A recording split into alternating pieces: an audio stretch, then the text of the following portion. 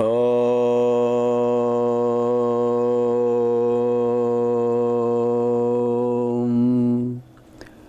శ్రీ గురుభ్యో నమః. వక్రతుండ మహాకాయ కోటి సూర్య సమప్రభ నిర్విఘ్నం కురు మే దేవ సర్వకార్యేషు సర్వదా.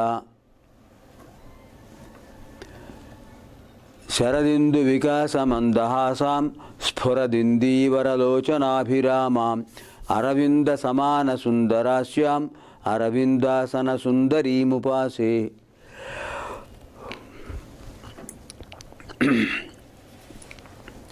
అజ్ఞానతిమిరాంతస్య జ్ఞానాంజనశలాకయా చక్షురున్మీలితం యేన తస్మై శ్రీగురవే నమః. శృతిస్మృతిపురాణానాం ఆలయం కరుణాలయం నమామి భగవత్పాదం శంకరం లోకశంకరం. నారాయణం నమస్కృత్య నరం చైవ నరోత్తమం దేవీం సరస్వతీం వ్యాసం తతో జయముదీరయేత్. అష్టాదశ పురాణేషు వ్యాసస్య వచనద్వయం పరోపకారః పుణ్యాయ పాపాయ పరపీడనం మద్వయం భద్వయం చైవ భ్రత్రయం వచతుష్టయం అనాపలింగకూస్కాని పురాణాని పృథక్ పృథక్. అష్టాదశ మహాపురాణాంతర్గత శ్రీ మార్కండేయ మహాపురాణ ప్రవచన కార్యక్రమాయ సర్వేభ్యః సంస్కృత భాషా జిజ్ఞాసుభ్యః సందర్శక మహాశయేభ్యః శుభస్వాగతం. కేయూరాణి న భూషయంతి పురుషం హారాన చంద్రోజ్వలాః న స్నానం న విలేపనం న కుసుమం నాలంకృతా మూర్ధజాః వాణ్యేకా సమలంకరోతి పురుషం యా సంస్కృతా ధార్యతే క్షీయంతేఖిలభూషణాని సతతం వాగ్భూషణం భూషణం. పఠామి సంస్కృతం నిత్యం వదామి సంస్కృతం సదా ధ్యాయామి సంస్కృతం సమ్యక్ వందే సంస్కృతమాతరం. సంస్కృతస్య ప్రసారాయ నైజం సర్వం దదామ్యహం సంస్కృతస్య సదా భక్తః వందే సంస్కృతమాతరం. సంస్కృతస్య కృతే జీవన్ సంస్కృతస్య కృతే యజన్ ఆత్మానమాహుతం మన్యే వందే సంస్కృతమాతరం. పాణినిం సూత్రకారం చ భాష్యకారం పతంజలిం వాక్యకారం వరరుచిం ప్రణతోస్మి మునిత్రయం. నృత్తావసానే నటరాజరాజః ననాదఢక్కాం నవపంచవారం ఉద్ధర్తుగామః సనకాదిసిద్ధాన్ ఏతద్విమర్శే శివసూత్రజాలం. నటరాజస్వామినః చరణారవిందౌ నమస్కృత్య ప్రస్తుతాంశే ప్రవిశామః. నటరాజస్వామి యొక్క పాదోద్మాలకు నమస్కరిస్తూ ప్రస్తుత కార్యక్రమంలో ప్రవేశిద్దాం. హ్యః కార్యక్రమే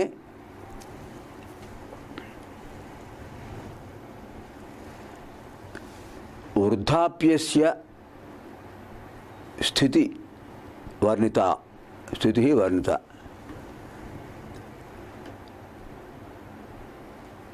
తత్ కేన ప్రకారేణ వర్ణ్యతే ఇతి విషయం చ వర్ణితం.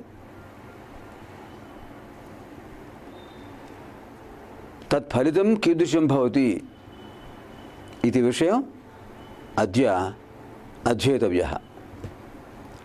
నిన్నటి రోజున కార్యక్రమంలో ఏ విధంగా వృద్ధాప్యం ఆ స్థితులు మనిషిని ఆవేశిస్తాయో అప్పుడు మనిషి ఏ విధంగా ప్రవర్తిస్తాడు అనే విషయాన్ని గురించి మనం తెలుసుకుందాం. ఇవాళ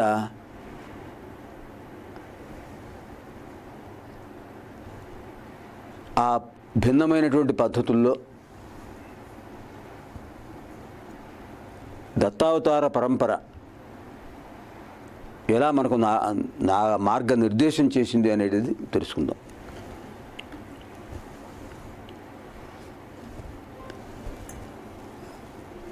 వలీభిర్ముఖమాక్రాంతం ఫలితేనాంకితం శరః గాత్రాణి శిథిలాయంతే తృష్ణైకా తరుణాయతే. ఇది భర్తృహరి చెప్పినటువంటి వార్ధక్య వర్ణనా శ్లోకం. వార్ధక్యం వచ్చింది, శరీరం ముడతలు పడిపోయింది. వలీభి ముఖం ఆక్రాంతం, ముందు ముఖంలో కనిపిస్తాయి సూచనలు, తర్వాత మిగతా శరీర భాగాలకు వచ్చేస్తాయి, వ్యాపిస్తాయి. వలీభిర్ముఖం ఆక్రాంతం, ముఖము వలీభి నక్షత్రముల చేత ఆక్రాంతం ఆక్రమించబడింది. ఫలితేన అంకితం శరః, శిరస్సు తెల్లగా ఫలితత్వ గుణానికి అంకితం అయిపోయింది. ఫలితేన అంకితం శరః, ఫలితం అంటే ఏమిటి? జుట్టు తెల్లబట్టం, జుట్టు ఊడిపోవటం, జుట్టు తెల్లబట్టం, ఇవన్నీ కూడా పరిణత స్థితికి సూచికలు. అటువంటి స్థితి కలిగితే ముందే తన కుమారుడికి లేదా తన శిష్యులకు అలాంటి వార్ధక్య స్థితి రాకుండా ఉపదేశం చేయొచ్చు. కానీ తనకే వచ్చింది, ఏం చేయాలి ఇప్పుడు అనేది ఇక్కడ మీమాంస.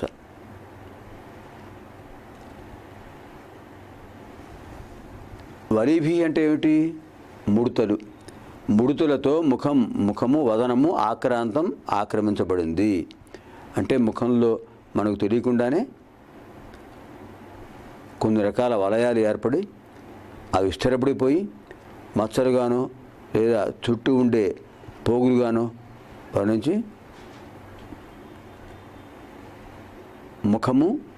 ముఖానికి ఉన్నటువంటి లల్లాట భాగము, దవడలు, వీటన్నిటిలో కూడా ముడతలు వచ్చేస్తాయి. ఆ ముడతలు రావడం వల్ల వాడి యొక్క కుండలాలు వేళ్లాడిపోతాయి. కుండలాలు వేళ్లాడిపోయినప్పుడు ఏమవుతుంది? అది వార్తకి సూచకం అన్నమాట. వలీభిర్ముఖం ఆక్రాంతం, ముఖమంతా కూడా మడతలతో అంకితం అయిపోయింది. ఫలితేన అంకితం శరః, జుట్టు అంతా కూడా ఫలిత ఎండిపోయింది. అంటే ఫలితం అంటే తెల్లబట్టం, నెరవటం, జుట్టు నెరిసిపోయింది. వృద్ధాప్య సూచకం కదండి. వలీభిర్ముఖమాక్రాంతం ఫలితేన అంకితం శరః, ఆ తెల్లబట్ట ఫలితేన అంటే తెల్లటి వర్ణం, తెల్లటి బట్ట ఏ విధంగా ఉంటుందో శ్వేతవర్ణంలో ఆ విధంగా శిరస్సున ఉన్నటువంటి కేశం అంతా కూడా మారిపోయింది. ఫలితేన అంకితం శరః. 2 లక్షణాలు వచ్చేసాయి. ఇంకా రెండో పదం ఏం చెప్పారు? గాత్రాణి శిథిలాయంతే. గాత్రము అంటే నానార్థాలు ఉన్నాయి. గాత్రము అంటే కంఠస్వరం అని ఒక అర్థం ఉంది, శరీరం అని ఒకటి అర్థం, ఇంద్రియములు మాత్రమే అని మరొక అర్థం. ఇక్కడ ఏం చెప్పాడు? ఇక్కడ గాత్రాణి శిథిలాయంతే, శరీరంలో అవయవాలన్నీ కూడా శిథిలం అయిపోయాయి.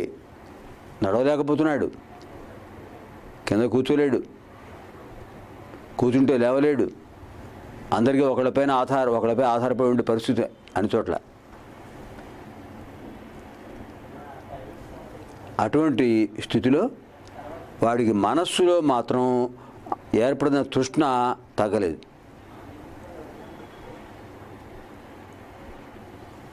మనస్సులో తృష్ణ, దాహం, కోరిక, ఏదో సాధించాలనే పట్టుదల అవన్నీ ఉన్నాయి. ఎప్పుడైతే కుమారుడు తన తండ్రి యొక్క దశ చూసి అయ్యో ఇలా అయిపోయారు నా తండ్రి గారిని బాధపడతాడో, అలాగే మనవాళ్ళు, కొడుకులు అందరూ కూడా ఆశ్చర్యపడే స్థితికి వచ్చేస్తుంది శరీర పరిణామం. ఆ పరిణామం ఏర్పడినప్పుడు గాత్రాన్ని శిథిలాయంతే అనేది మనకు అక్కడ తెలుస్తుంది. శరీర భాగములు అన్నీ కూడా శిథిలాయంతే, జీర్ణస్థితికి చేరుకున్నాయి, ఇంకా అవి పనిచేసే స్థితి లేదు.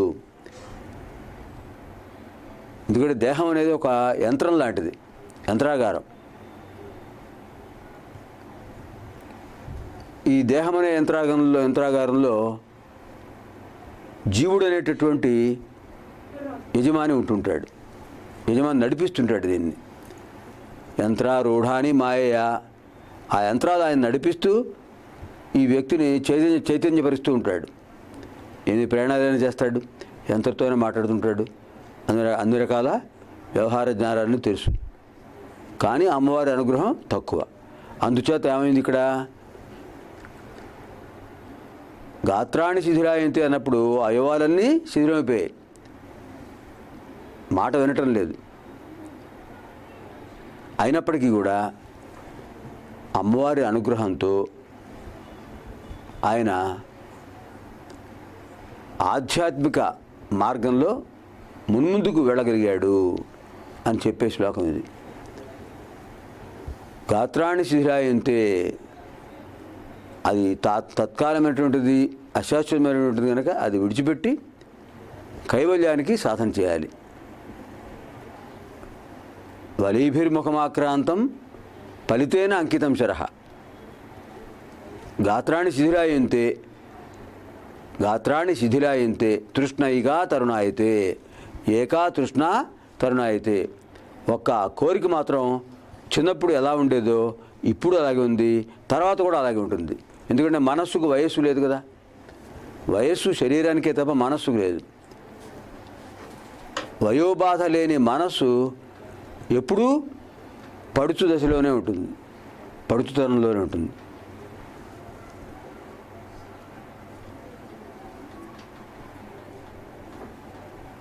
మనసులో ఎటువంటి మార్పులు లేవు, అది ఇక్కడ చెప్పింది. అటువంటి మనసును స్వాధీనం చేసుకోవాలి. మనసును ఎవరైతే స్వాధీనం చేసుకుంటారో వారికి సకల సిద్ధులు లభిస్తాయి. ఎలా చేసుకోవాలి? ఇలా ఈ ప్రక్రియకి ఒక ఆదర్శమైన మార్గాన్ని పెట్టారు. అదే యోగశాస్త్రం, యోగాభ్యాసం, యోగాభ్యాస ప్రక్రియ.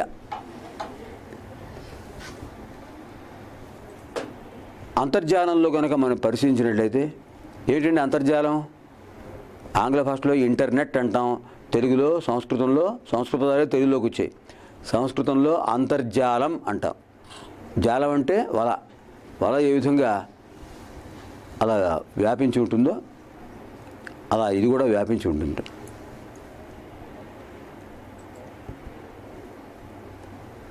అంతర్జాలంలో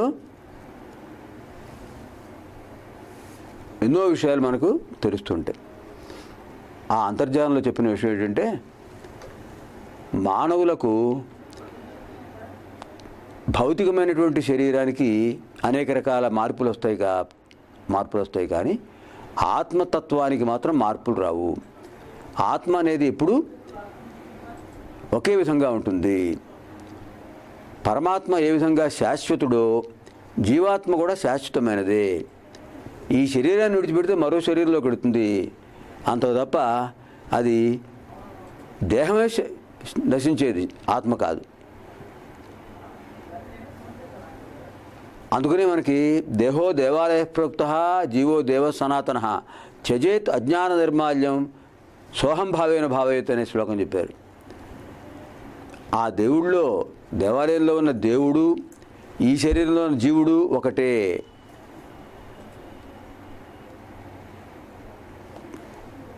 అందుచేత భగవంతుడు మనకు ఒక సాధనగా ఇచ్చిన దేహాన్ని సమర్థవంతంగా దాన్ని ఉపయోగించుకుంటూ సద్వినియోగం చేసుకుంటూ తన పవిత్రమైన నడవడికతో ఆదర్శమైన జీవితం గడుపుతాడు.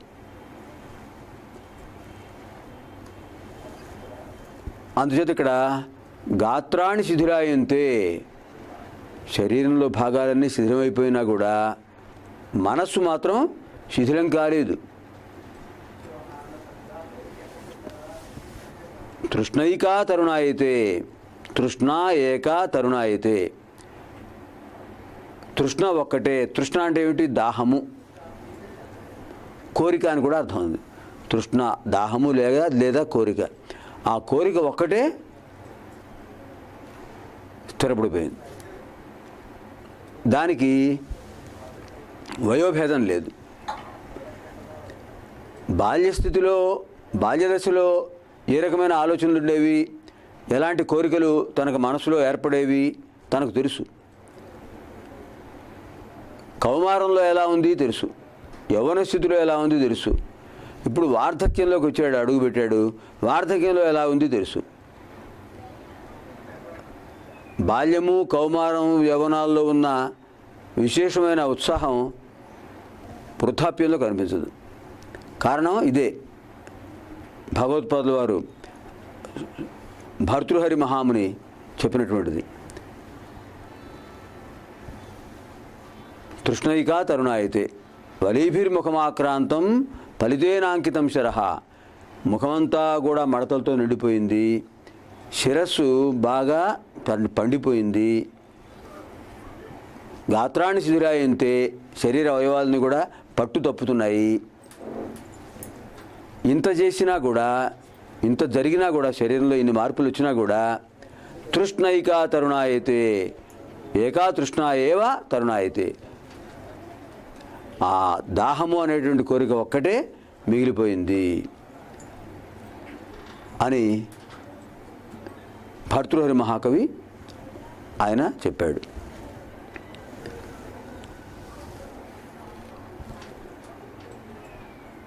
అటువంటి స్థితి రాకుండా భగవంతుడి యొక్క ఆరాధనతో, యోగాభ్యాసంతో శరీరాన్ని పటిష్టం చేసుకుని ఇహలోకంలోనూ పరలోకంలోనూ మనకి ప్రయోజనాలు కలిగించే స్థితి, అటువంటి దశను మనం పొందాలి అని సుమతి చెప్తున్నాడు. యోగాభ్యాసంలో భాగాలు చెప్పుకున్నాం. నాదబిందు ఉపనిషత్, తేజోబిందు ఉపనిషత్ అనేటువంటి ఉపనిషత్తుల్లో ధ్యాన మార్గాన్ని గురించి చెప్పుకున్నాం. ఈ ధ్యాన మార్గాన్ని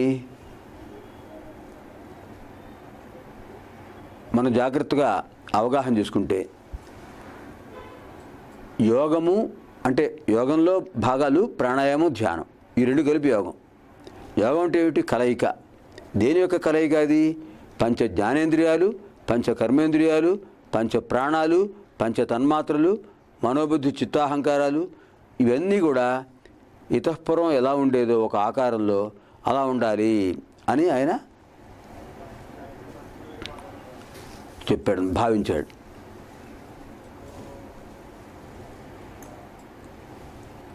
ఇక్కడ మనం ఆలోచించవలసింది ఒకటి ఉంది. మానసికమైనటువంటి అభివృద్ధి కనిపిస్తోంది, భౌతికమైన శరీరానికి అభివృద్ధి అంతా కనిపించట్లే. అది కూడా ఒక లోపమే. దానికి వ్యత్యస్తంగా ఉన్న స్థితి కూడా లోపమే, లోపభూయిష్టమైందే. ఇటువంటి లోపభూయిష్ట పరిస్థితులు రాకుండా ఆరోగ్యవంతంగా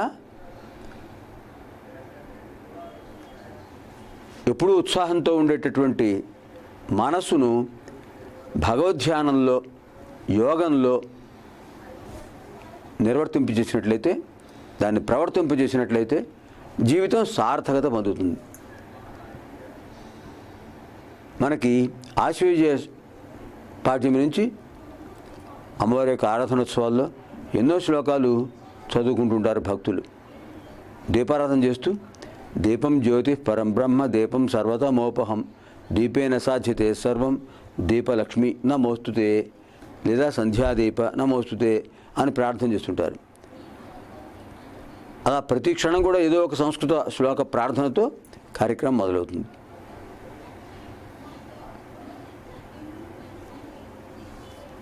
ఈ విధంగా భగవంతుడి యొక్క అనుగ్రహం పొందటానికి మనకి స్తోత్రాలు ఇవన్నీ కూడా ఉపయోగిస్తున్నాయి.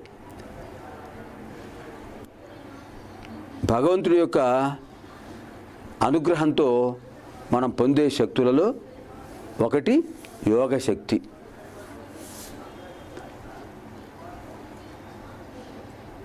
భగవద్గీతలో కృష్ణ పరమాత్మ చెప్తాడు,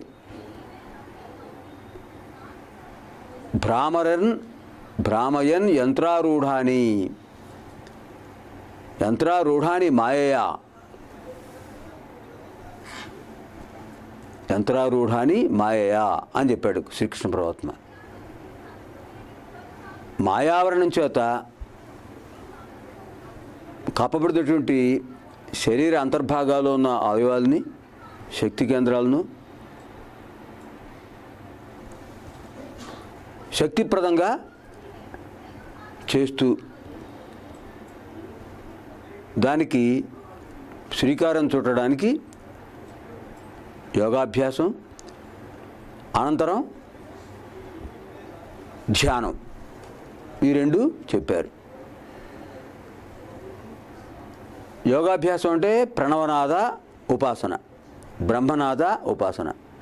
బ్రహ్మనాద ఉపాసనతో భగవంతుడి యొక్క అనుగ్రహం పొందడానికి వీలుంది కనుక ఏ కార్యక్రమానికైనా చివరికి అపర కార్యక్రమం అయినా సరే సంకల్పం చెప్పుకొని 3 వ్యాహృతులు చెప్పాలి. ఆ 3 వ్యాహృతులు కూడా ఓం నమః నారాయణాయ, ఓం నమో భగవతే నారాయణాయ, ఓం నమో నారాయణాయ. ఈ మంత్రాలని కూడా భగవంతుని స్తోత్రం చేసే మంత్రాలు. ఆ మంత్రాలతో స్వామిని అర్చన చేయాలి, దేవతారాధన చేయాలి, దేవతల అనుగ్రహం పొందాలి. ఆ అనుగ్రహంతో మనం సుఖప్రదమైన జీవనం గడపాలి. ఇవన్నీ కూడా తర్వాత సాధించబోయే కైవల్యానికి మార్గాలు.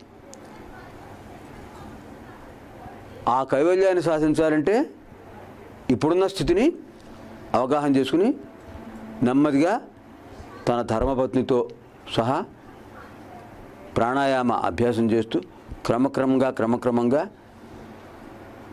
గురువుల యొక్క కటాక్షానికి ప్రాప్తులై ఉండాలి, కటాక్షం పొందగలగాలి. ఇలా ఉండడానికి మనకి మన శరీరంలో ఉన్న యంత్రాలని సక్రమంగా నిర్వహింపజేసేటటువంటి ఆదిదేవుడు పరమాత్మ మనకు ఆరాధ్య దైవం.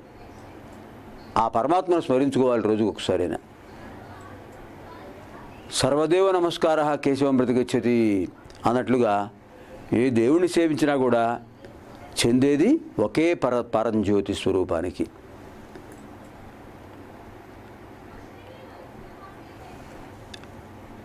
అటువంటి పరంజ్యోతి స్వరూపానికి నమస్కారం చేయాలి, ప్రదక్షిణలు చేయాలి, అమ్మవారిని అర్చించి తీర్థ ప్రసాదాలు స్వీకరించాలి.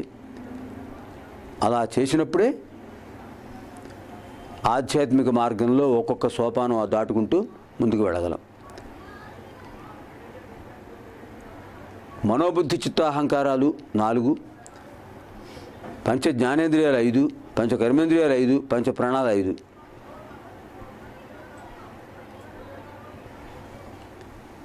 మొత్తం 24 ప్రకృతి. 24 ప్రకృతులు మనకు కనిపిస్తుంటాయి. 24 ప్రకృతులు మనలోనూ ఉన్నాయి, మన చుట్టూ ఉన్న ప్రకృతిలోనూ ఉన్నాయి. కనుక ప్రకృతిని బట్టి జీవించే శరీరం మనది. ఆ ప్రకృతికి సమీపంగా ఉంటూనే ఇవన్నీ మనం తెలుసుకోవాలి. అలా అభ్యాసం చేయాలి. అలా ప్రకృతి యొక్క అనుగ్రహంతో ప్రకృతిలో భాగమై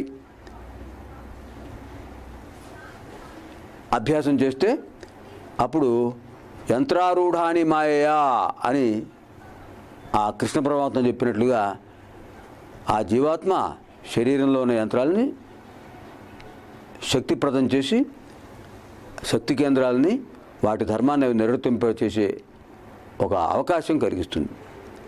ఏతే విశేషాః ఆగామి కార్యక్రమే అధ్యేతవ్యాః పునర్మిలామః శ్వః. ఈ విషయాలు రేపటి రోజున మళ్ళీ తెలుసుకుందాం. మళ్ళీ రేపటి రోజు కలుసుకుందాం. సర్వేత్ర సుఖినః సంతు, సర్వే సంతు నిరామయాః, సర్వే భద్రాణి పశ్యంతు, మా కశ్చిత్ దుఃఖభాగ్ భవేత్. ఓం పూర్ణమదః పూర్ణమిదం పూర్ణాత్ పూర్ణముదచ్యతే పూర్ణస్య పూర్ణమేవాదాయ పూర్ణమేవావశిష్యతే. సహనా భవతు సహనౌ భునక్తు సహ వీర్యం కరవావహై తేజస్వినావధీతమస్తు మా విద్విషావహై. ఓం శాంతి శాంతి శాంతి. అసతో మా సద్గమయ తమసో మా జ్యోతిర్గమయ మృత్యోర్మా అమృతం గమయ. ఓం శాంతి శాంతి శాంతి. దివ్యాం భవ్యాం సుబోధాం చ శుద్ధాం అర్థప్రదాయినీం జననీం బహుభాషాణాం వందే గీర్వాణ భారతీం. స్వస్తి.